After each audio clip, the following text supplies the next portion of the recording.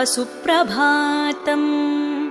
श्रीकण्ठवीर्यजनिताद्भुतदेवमौळे ओङ्काररूपमहितोन्नतरूपशीला षड्वीजवर्णललितामलदिव्यकीर्ते श्रीरामदूत हनुमान् तव सुप्रभातम्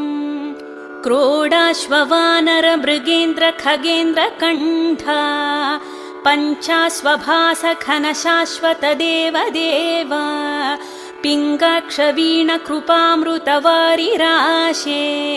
श्रीरामदूत हनुमान् तव सुप्रभातम् रक्तपिशाच भयभूतमहार्तिनाशा विद्यायुरैश्वर्यबलारिशयप्रदाता प्रत्यक्षदेव नरकामितपारिजाता श्रीराम